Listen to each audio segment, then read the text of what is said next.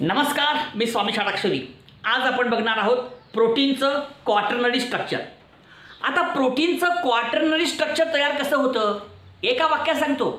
जेव्हा दोन किंवा दोनपेक्षा जास्त पॉलीपेप्टाइड चेन ज्या टर्शरी स्ट्रक्चरच्या स्वरूपात असतात त्या जेव्हा एकत्र येतात तेव्हा त्या ठिकाणी फॉर्मेशन ऑफ क्वाटर्नरी स्ट्रक्चर लक्षात घ्या। मग आता एक वाक्य लक्षात घ्या, ही कोण आहे? Polypeptide chain with folded tertiary structure. तुम्हाला का पाहिजे? पॉलीपेप्टाइड चेन, पण लक्षात घ्या ती पॉलीपेप्टाइड चेन टर्शरी स्ट्रक्चरच्या स्वरूपात पाहिजे आणि म्हणून this is polypeptide chain with tertiary structure. This is polypeptide chain with folded tertiary structure. This is yes this is polypeptide chain with folded tertiary structure.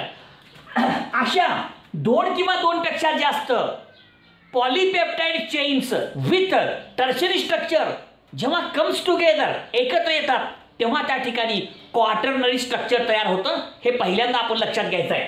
आता हे तिन्ही बी एका ठिकाणी येतील। मी बघा हे तिन्ही बी काढतो, पहा ही पहिली चेन, ही पहिली चेन आहे का। आता ही समजा दुसरी चेन आली आपली आणि हे ही हो का, ही तिसरी चेन हो का, तिसरी चेन, ही पहिली, ही दुसरी, ही तिसरी, ह्या तिन्ही बी एका ठिकाणी आला। ह्या तिन्ही बी जेव्हा एका ठिकाणी येतात तेव्हा हे स्ट्रक्चर तयार झालं। This structure is called as quaternary structure. Quaternary structure, quaternary structure, कळलं का नाही कळलं? बघा संपलं। अरे बाबांनो, हे स्ट्रक्चर हे काय आहे? हे polypeptide chain with folded tertiary structure. हे कोण आहे? Polypeptide chain with folded tertiary structure. हे कोण आहे? Polypeptide chain with folded tertiary structure. हे जेव्हा एका ठिकाणी येतात तेव्हा त्या ठिकाणी तयार होतं क्वाटर्नरी स्ट्रक्चर। हे आपण लक्षात घ्यायचं आहे। आणि म्हणून जेव्हा दोन किंवा दोनपेक्षा जास्त पॉलीपेप्टाइड चेन ज्या टर्शरी स्ट्रक्चरच्या स्वरूपात असतात त्या जेव्हा एकत्र येतात तेव्हा त्या ठिकाणी क्वाटर्नरी स्ट्रक्चर तयार होतं। म्हणजे मी काय सांगतोय नीट लक्षात घ्या। एक पॉलीपेप्टाइड चेन, दोन पॉलीपेप्टाइड चेन, तीन पॉलीपेप्टाइड चेन, आणि हे polypeptide chain is present in the form of tertiary structure, folded tertiary structure। आणि हे जेव्हा एकत्र येतात, हे इथं हे सगळे जेव्हा एका ठिकाणी येतात then there is formation of a quaternary structure। आणि म्हणून एक वाक्य आपण लक्षात घ्यायचं आहे, when two or more polypeptide chain with folded tertiary structure comes together then there is formation of quaternary structure. Quaternary structure कसं तयार झालं लक्षात घ्या। जेव्हा दोन किंवा दोनपेक्षा जास्त पॉलीपेप्टाइड चेन ज्या टर्शरी स्ट्रक्चरच्या स्वरूपात आहेत, फोल्डेड टर्शरी स्ट्रक्चरच्या स्वरूपात आहेत, त्या जेव्हा एका ठिकाणी आल्या तेव्हा त्या ठिकाणी क्वाटर्नरी स्ट्रक्चर तयार झालं। कसलं? क्वाटर्नरी स्ट्रक्चर तयार झालं। फार सोपं स्ट्रक्चर आहे। मग झालं, मग तेच उदाहरण सांगितलं, वेगळं काय सांगायचं आहे? आणि ह्याच्यामधला हा जो एक घटक आहे हे प्रोटीन तयार झालं। हे क्वाटर्नरी स्ट्रक्चर, हे प्रोटीनचं स्ट्रक्चर तयार झालं। आणि या प्रोटीनमधला हा एक घटक, समजा ह्याला म्हणलं आपण ए, ह्याला म्हणलं समजा बी, ह्याला म्हणलं समजा सी। हा कुठला युनिट आहे? ए। हा कुठला घटक आहे? बी। हा कुठला? सी। मग इथं ए आणि बी आणि सी हे तिन्ही एका ठिकाणी आले। हे कम्स टुगेदर, हे तिन्ही बी घटक जेव्हा एकत्र येतात तेव्हा तयार झालं हे क्वाटर्नरी स्ट्रक्चर। आणि ह्या क्वाटर्नरी स्ट्रक्चर मधला जो एक पॉलीपेप्टाइड चेन आहे, इंडिव्हिज्युअल पॉलीपेप्टाइड चेन, ही एक पॉलीपेप्टाइड चेन, ही एक वेगळी पॉलीपेप्टाइड चेन, ही एक वेगळी पॉलीपेप्टाइड चेन। ह्याला आपण काय म्हणतो? इंडिव्हिज्युअल इंडिव्हिज्युअल पॉलीपेप्टाइड चेन जी असते त्याला म्हणतात सब युनिट। कामाचं सब युनिट। अशा प्रकारचा ह्याच्यामधला हा जो एक घटक आहे ह्याला काय म्हणायचं, सब युनिट. असे एकूण 3 सब युनिट हे एका ठिकाणी आले आणि हे स्ट्रक्चर तयार झालं. हे वाक्य आपण लक्षात घ्यायचं. एकच वाक्य महत्त्वाचं आहे. बाबांनो, जेव्हा 2 किंवा 2 पेक्षा जास्त पॉलीपेप्टाइड चेन ज्या फोल्डेड टर्शरी स्ट्रक्चरच्या स्वरूपात आहेत ते जेव्हा एकत्र येतात, comes together, then there is formation of quaternary structure. जेव्हा 2 किंवा 2 पेक्षा जास्त पॉलीपेप्टाइड चेन ज्या विथ फोल्डेड टर्शरी स्ट्रक्चरच्या स्वरूपात असतात ते जेव्हा एकत्र येतात, comes together, then there is formation of quaternary structure. याच्यापेक्षा वेगळं काय सांगायची गरज नाही. बस अशा प्रकारचा हा छोटासा घटक आहे. आता हे तुमचं क्वाटर्नरी स्ट्रक्चर.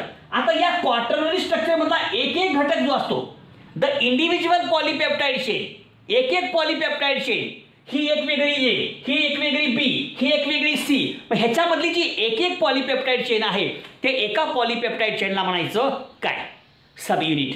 म्हणून ए हा एक सब युनिट, बी हा एक सब युनिट आणि सी हा एक सब युनिट. असे एकूण 3 सब युनिट एका ठिकाणी आले आणि हे तयार झालं आपलं क्वाटर्नरी स्ट्रक्चर. समजतंय? ओके, ठीक आहे. आणि अजून एक महत्त्वाचं वाक्य, हिमोग्लोबिन हा एक प्रोटीन जे टर्शरी स्ट्रक्चरपासून बनलेलं असतं, जे क्वाटर्नरी स्ट्रक्चरच्या स्वरूपात असतं. एक वाक्य आपण लक्षात घ्यायचं, हिमोग्लोबिनमध्ये अशा प्रकारचे एकूण 4 सब युनिट असतात. जेव्हा हे 4 सब युनिट एका ठिकाणी येतात तेव्हा त्या ठिकाणी हिमोग्लोबिन नावाचा प्रोटीन तयार होतो. आणि लक्षात घ्या, हिमोग्लोबिनचं काय काम आहे, ऑक्सिजनला वाहून नेणे. आणि हे 4 सब युनिट एका ठिकाणी असतील तरच तो ऑक्सिजनला वाहून नेतो, अन्यथा वाहून नेऊ शकत नाही. Haemoglobin in the absence of any one sub unit cannot carry oxygen. It can carry oxygen if it contain 4 subunit. Otherwise, it is not possible to carry the oxygen in the absence of any one polypeptide chain. Remember, this is very very simple. You try to understand. मला काय म्हणायचं आहे, कळलं का? संपलं. मग आता काय सांगायचं बघा.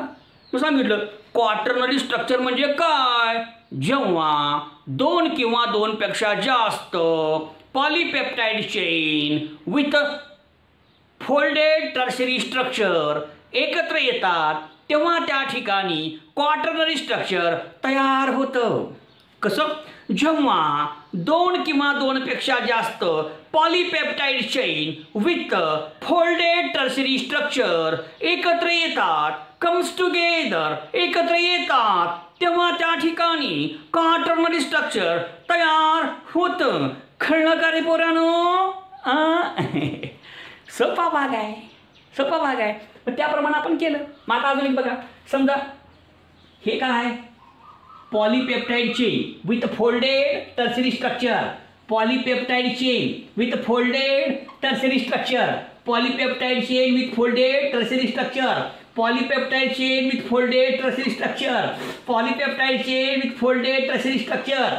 हे ए आहे, हे बी आहे, सी डी ई. आता हे सगळे एका ठिकाणी आला पाहिजे. A B C D E हे सगळे 2 असतील किंवा 2 पेक्षा जास्त असतील. समजा आपण आता नुसतं A B C D E असं काढू, हे काढणं अवघड आहे, असं काढतो मी. हे सगळे एका ठिकाणी आले तर काय झाले, प्रोटीन तयार झाला. हे झालं क्वाटर्नरी स्ट्रक्चर. आणि याच्यामधला ए हा एक individual polypeptide chain, B individual polypeptide chain, C individual polypeptide chain, D individual polypeptide chain, E individual polypeptide chain. ह्याच्यामधल्या एका पॉलीपेप्टाइड चेनला आपण काय म्हणतो, सब युनिट. कळालं का? आणि ह्याचं बेस्ट एक्झाम्पल आहे हिमोग्लोबिन, जो 4 पॉलीपेप्टाइड चेनपासून बनलेला आहे, 4 सब युनिटपासून बनलेला आहे हिमोग्लोबिन. अशा प्रकारचं हे क्वाटर्नरी स्ट्रक्चर अतिशय सोपं आहे. क्वाटर्नरी स्ट्रक्चर कोणापासून तयार झालं, 2 किंवा 2 पेक्षा जास्त polypeptide chain with folded tertiary structure एकत्र येण्याने, एकत्र आल्याने संपलं. तर अशा प्रकारची ही सगळी माहिती आहे. बाबांनो, टर्शरी स्ट्रक्चर एक एक भाग जेव्हा एकत्र येतो तेव्हा त्या ठिकाणी अशा प्रकारचं स्ट्रक्चर तयार होतं. ठीक आहे. तर ही सगळी माहिती आपल्यासमोर, हा भाग आपण समजून घ्यायचा आहे. लाईक करा, शेअर करा, सबस्क्राईब करा. धन्यवाद.